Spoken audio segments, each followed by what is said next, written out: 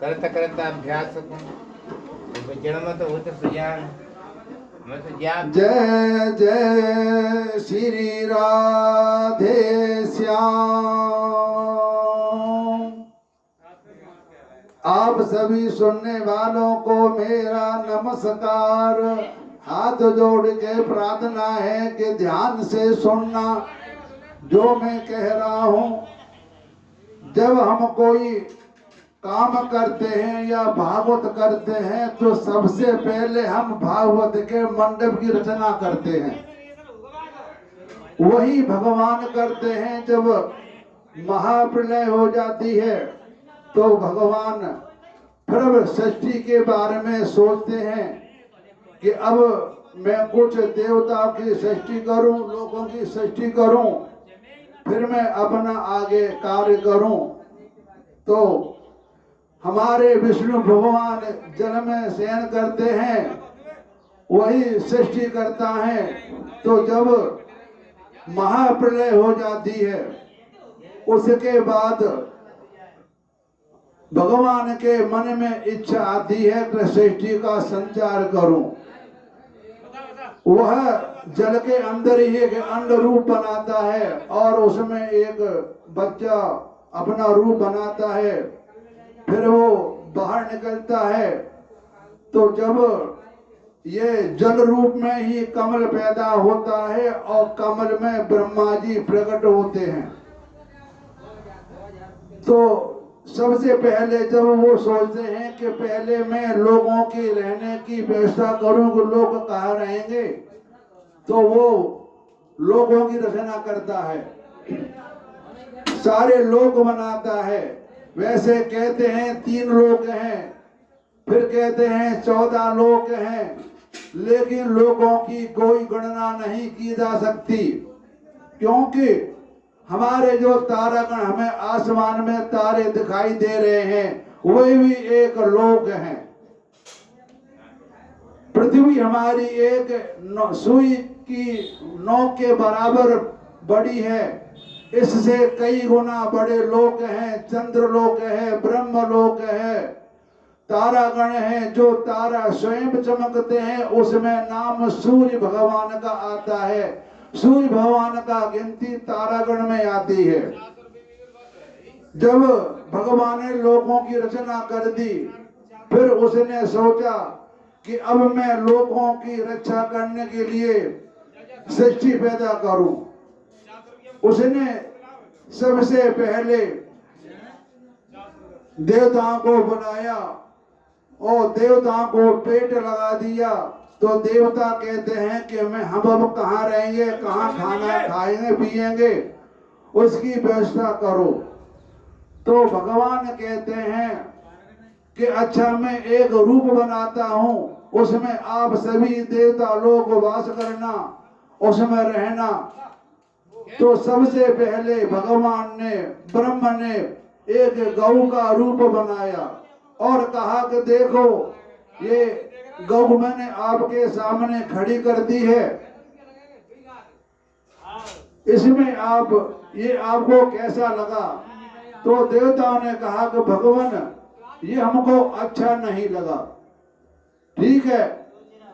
उसके बाद भगवान ने एक घोड़े का रूप बनाया, कहा देखो ये घोड़ा ठीक है आपके लिए।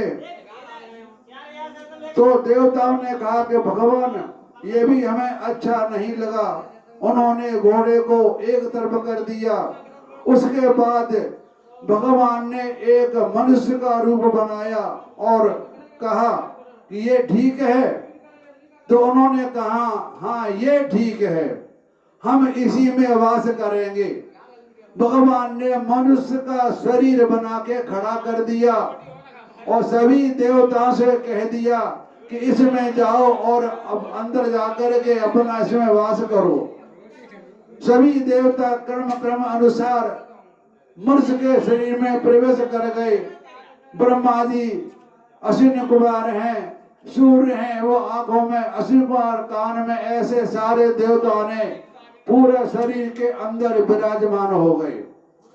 जब सारे देवता विराजमान हो गए तो भगवान ने सोचा कि सारे देवता तो इसके अंदर विराजमान हो गए हैं, इनके ये किसके कहे में चलेंगे।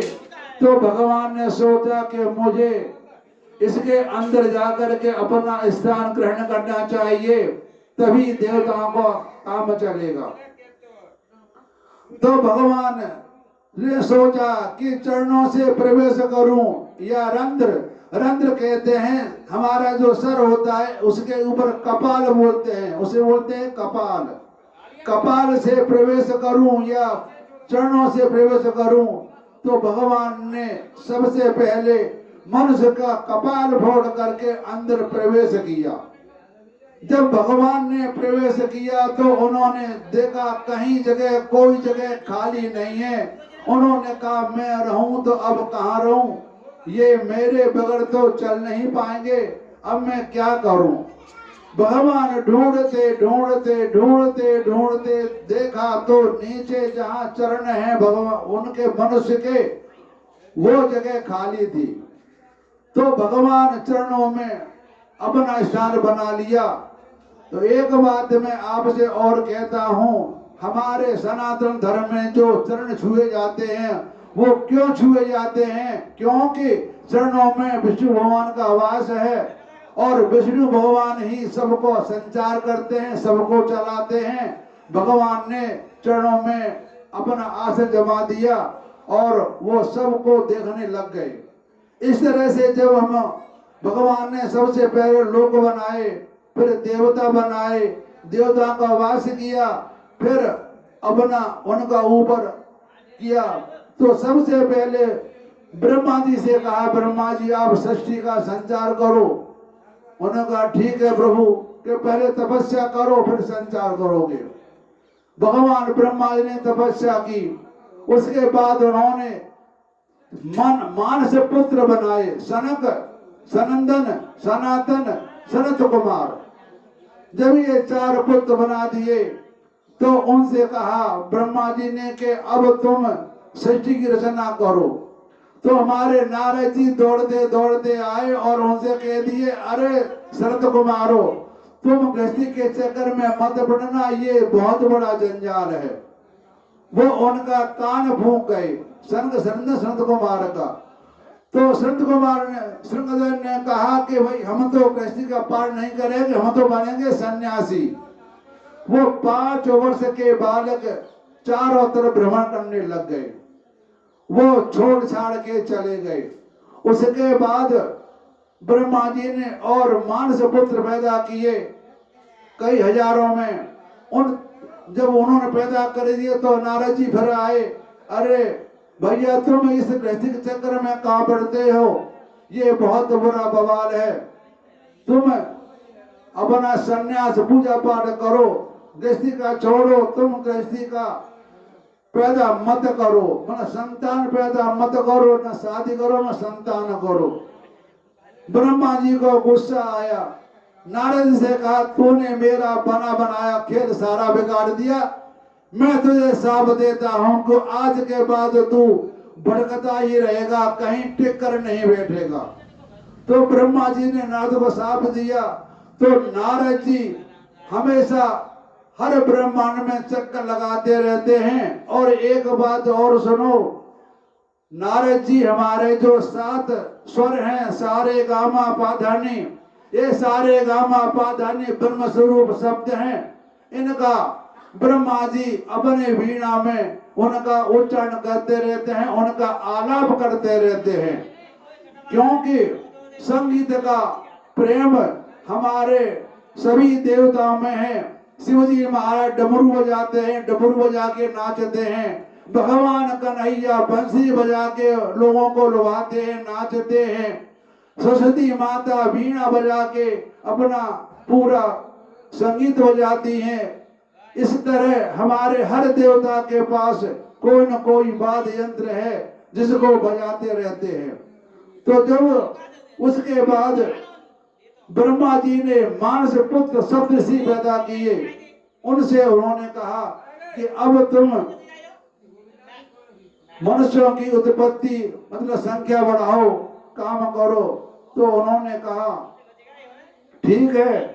तो ऋषियों ने सबसे पहले संतान पैदा कर दी। उसी सप्त ऋषियों में हम लोगों के ऋषि गोत्र होता है। जो जिस ऋषि से पैदा हुआ वो उस ऋषि का नाम रख दिया। जब लेकिन भगवान को तसल्ली नहीं हुई कि इनकी क्षमता बहुत कम थी संतान पैदा करने की, तो इन्होंने सोचा कि मैं क्या करूं। तो भगवान ने अपने ब्रह्मा जी ने अपने शरीर के दो हिस्से किए, एक नर और एक मादा। जो अपने शरीर से प्रकट रूप किए नर और मादा वो थे मनु और शतरूपा। मनु शतरूपा को प्रकट किया और कहा कि तुम संतान की उत्पत्ति करो। तो मनु और शतरूपा ने पहले तपस्या की, उसके बाद उन्होंने उनसे 5 पुत्र पैदा हुए। प्रियव्रत, उत्तनापाद और 3 लड़की आकुति, देवहूति और प्रसूति। मतलब ब्रह्मा जी ने जो पुत्र पैदा किए मनुष्य के 5 बच्चे पैदा हुए। 2 लड़के प्रियव्रत और उत्तनापाद और 3 लड़की हुई आकुति, देवहूति और प्रसूति। आकुति ब्याही रुचि प्रजापति से, देवहूति की शादी कर्दम ऋषि से की और प्रसूति की दक्ष प्रजापति से, जो ब्रह्मा जी के लड़के थे उनसे शादी कर दी। उनसे शादी करने के बाद जो आज हमें संसार दिखाई देता है सारे उन्हीं की संतान हैं। उसके बाद ये क्रम बढ़ता चला गया। यानी कहने का तात्पर्य यह है कि हम लोग कोई भी हो जो बच्चे पैदा करता है वो ब्रह्मा का स्वरूप है, कि ब्रह्मा का काम है उत्पत्ति करना। ऐसे तब से आज तक वही क्रम चला आ रहा है। बच्चे पैदा होते हैं, उनकी शादी करते हैं, बच्चे बढ़ते हैं, तो ये ब्रह्मा जी का काम है। ब्रह्मा का काम है प्रजा उत्पन्न करना। तो ये कथा मैंने आपको सुनाई कि सृष्टि कैसे हुई। ये बहुत सूक्ष्म रूप में है। अगर मैं इसको विस्तार में कहूँगा तो बहुत दिन लग जाएंगे। विस्तार रूप से